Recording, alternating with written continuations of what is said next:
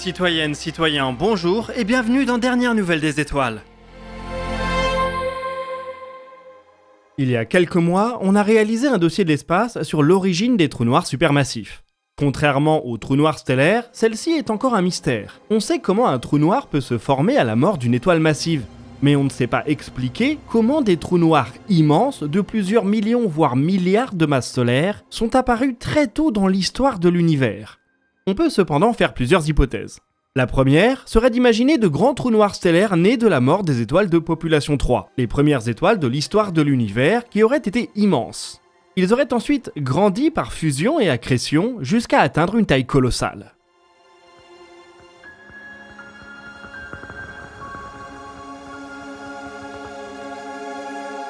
Cela ne colle cependant pas très bien avec la réalité des observations. Les trous noirs supermassifs semblent avoir grandi bien trop vite pour un tel scénario. Une autre hypothèse consiste à envisager que les trous noirs supermassifs se soient formés directement à partir de l'effondrement local de nuages de gaz et de poussière, sans passer par la case étoile. Ils auraient ainsi pu, dès leur naissance, atteindre une taille extraordinaire pour ensuite continuer à grossir de manière classique.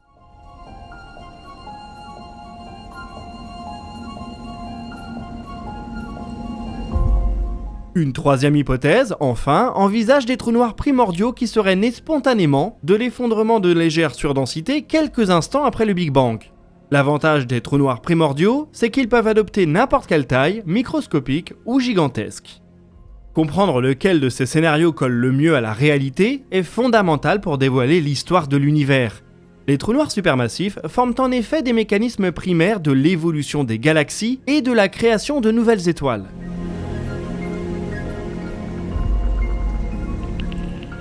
Afin de démêler ces scénarios, une équipe a récemment mobilisé James Webb pour observer certains des quasars connus les plus anciens. Les quasars sont des sources ultra-lumineuses liées à des trous noirs supermassifs actifs.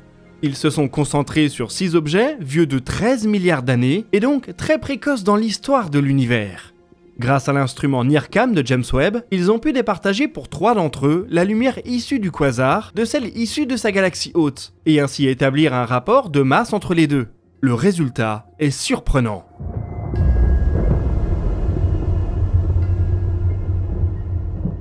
Il semble que dans ces galaxies primordiales, le trou noir central représente environ 10% de la masse totale de la galaxie. C'est un rapport beaucoup plus élevé que ce qu'on observe dans l'univers récent.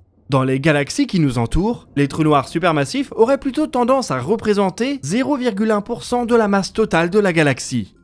Si dans l'univers primordial, les trous noirs supermassifs étaient immenses par rapport à leur galaxie, c'est donc très probablement qu'ils n'ont pas grandi rapidement par fusion et accrétion, mais plutôt qu'ils ont bénéficié d'un mode de formation alternatif qui leur a permis d'atteindre une masse énorme dès leur naissance.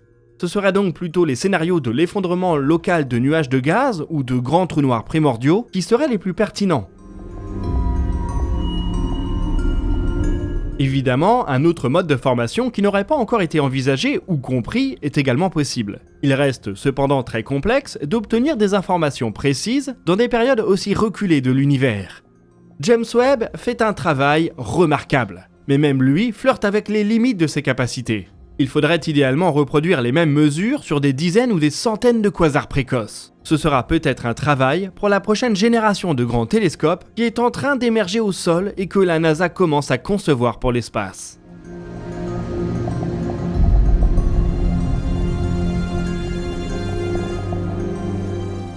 Au cours de la prochaine décennie, l'agence spatiale américaine va avoir bien d'autres défis à relever. L'un d'entre eux consiste à ramener des échantillons de Mars.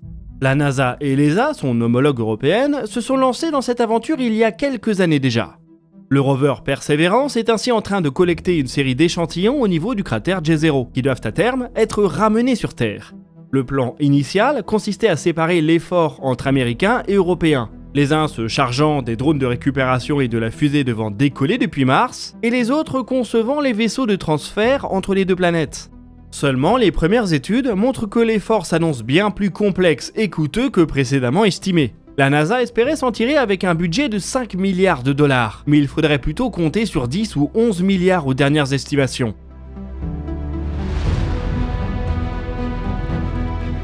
C'est un effort trop important alors que le programme Artemis monopolise déjà une bonne partie du budget futur de l'agence.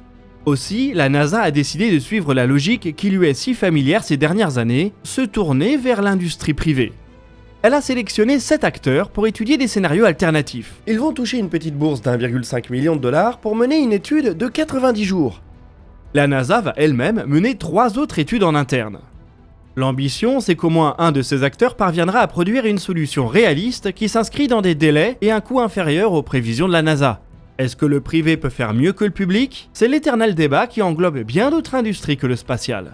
Les 7 acteurs choisis par la NASA sont Lockheed Martin, SpaceX, Aerojet Rocketdyne, Blue Origin, Northrop Grumman, Quantum Space et Whittinghill Aerospace.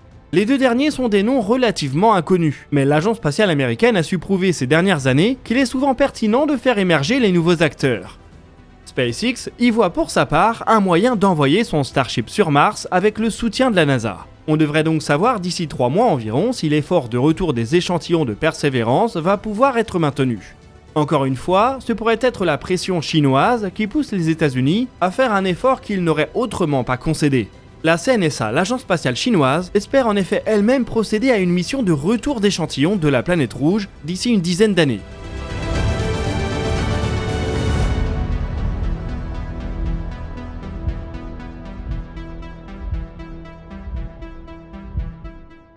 Tout confier au secteur privé garantit pas qu'on va se retrouver avec une solution peu coûteuse et sans problème.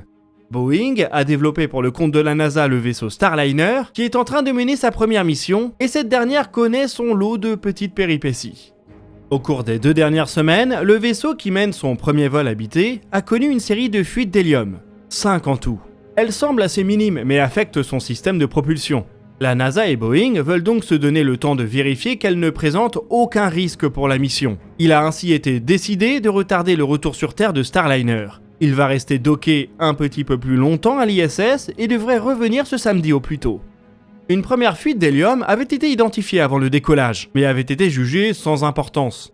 D'autres fuites se sont cependant déclarées dans les heures et les jours qui ont suivi le début de la mission. Une conférence de presse va être donnée aujourd'hui sur la suite de la mission. On pourra alors en savoir plus. Si un live est prévu pour l'atterrissage de Starliner, on essaiera éventuellement de le couvrir si notre emploi du temps et les horaires le permettent.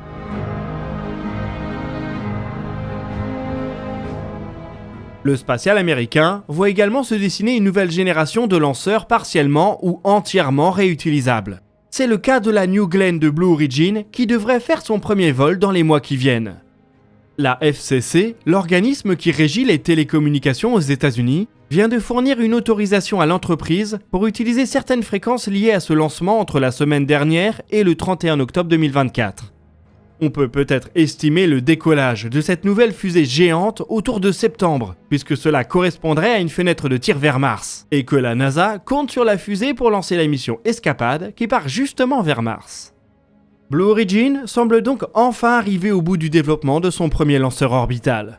Ces progrès semblent également convaincre l'armée américaine, puisque la Space Force a pour la première fois autorisé Blue Origin à entrer en compétition pour plus de 30 lancements qui auront lieu au cours des 5 prochaines années. La valeur cumulée des contrats est estimée à plus de 5 milliards de dollars.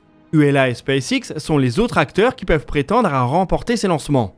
La New Glenn est plus palpable que jamais et promet un spectacle formidable dans les mois qui viennent.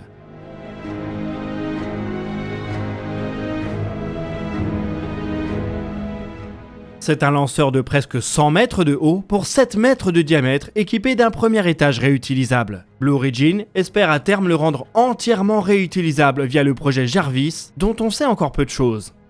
Sur le sujet des lanceurs entièrement réutilisables, la démonstration de force menée par SpaceX il y a 2 semaines pourrait être rapidement suivie par d'autres acteurs. L'entreprise Stockspace, qui poursuit une ambition similaire, vient ainsi de réussir la première mise à feu statique d'un moteur de son premier étage. C'est un moteur au méthane à combustion étagée full flow, qui devient donc le deuxième à produire des flammes après le Raptor. Le premier test a été court, seulement 2 secondes, mais il devrait être suivi d'une campagne de plus en plus intensive. C'est un développement remarquablement rapide pour une architecture aussi complexe. Stockspace pourrait ainsi être capable de proposer des vols entièrement réutilisables d'ici quelques années seulement.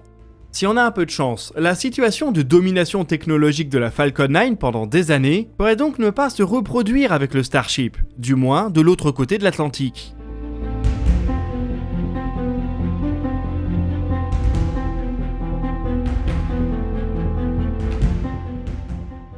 Et nous voici arrivés au bout de cet épisode de Dernières Nouvelles des Étoiles. L'émission continue en live jeudi à 10h avec Maxime et le lien pour y assister est en description. N'hésitez pas à partager vos questions et vos remarques dans les commentaires. Nous y répondrons dans une prochaine vidéo. Vous pouvez consulter la description pour retrouver nos sources et nos réseaux sociaux. Quant à nous, on se donne rendez-vous jeudi pour un nouveau dossier de l'espace et d'ici là, citoyennes, citoyens, portez-vous bien.